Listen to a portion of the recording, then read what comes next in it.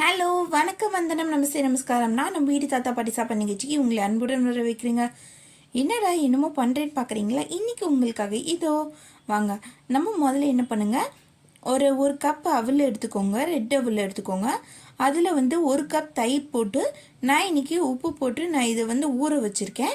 So இது நல்லா ஊறட்டும். இது 10 to 15 மினிட்ஸ் அது நல்லா ஊறணும்.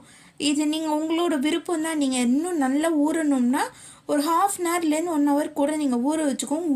ஊற நல்லா இருக்குங்க. ஆனால் முன்னாடி இருக்கிற மாதிரி இப்போ இருக்க அவல்லாம் ரொம்ப ஊறணும் இல்லை, இது சட்டுன்னு ஊறிடும். நான் ஒரு 15 மினிட்ஸ் ஊற வச்சக்கப்புறம் இந்த மாதிரி உங்களுக்கு கிடச்சிரும். ஸோ இந்த அவல் நல்லா ஊறிடுச்சு. ஸோ ஊறினோடனே நீங்கள் இப்போ என்ன பண்ணுங்கள், நான் தாளிக்கிறதுக்கு இந்த பொருள்லாம் எடுத்து வச்சுருக்கேன். இப்போ தாளிப்பு கொடுத்துடலாம். தாளிக்கிறதுக்கு ஒரு ஸ்பூன் கடுகு போட்டுக்கோங்க. அதுக்கப்புறம் ஒரு ஸ்பூன் ஜீரகம், அதுக்கப்புறம் ஒரு ஸ்பூன் கடலைப்பருப்பு, ஒரு ஸ்பூன் உளுத்தப்பருப்பு. இது நல்லா தாளிக்கிட்டோம். நல்லா வறுபட்டுருச்சுன்னா உங்களுக்கு டேஸ்ட் நல்லா எடுத்து கொடுக்கும். இதோட ஒரு ஸ்பூன் வேர்க்கடலை, கொஞ்சம் துண்டாக நறுக்கி வச்சுருக்கேன், இஞ்சி வச்சுருக்கேன். ஸோ அந்த இஞ்சியும் போட்டுக்குவோம். அதுக்கப்புறம் கருவேப்பிலை, இதுக்கு தேவையான அளவு கருவேப்பிலை போட்டுக்கோங்க. அதுக்கப்புறம்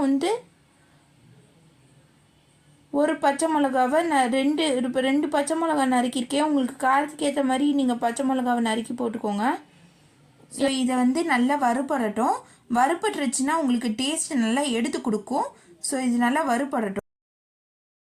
ஸோ இது வறுபட்டதுக்கப்புறம் நம்ம இதை எடுத்து அப்படியே நம்ம ஏற்கனவே நமக்கு ஊற வச்சுருக்கோம் பார்த்தீங்களா, அதில் இந்த வறுபட்டதை அப்படியே போட்டு நல்லா கலரி மிக்ஸ் பண்ணி வச்சுக்கோங்க.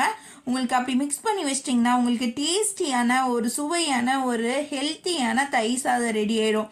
அதுவும் அவலில் தயிர் சாதங்க. இந்த மாதிரி நீங்கள் செஞ்சு பாருங்கள்.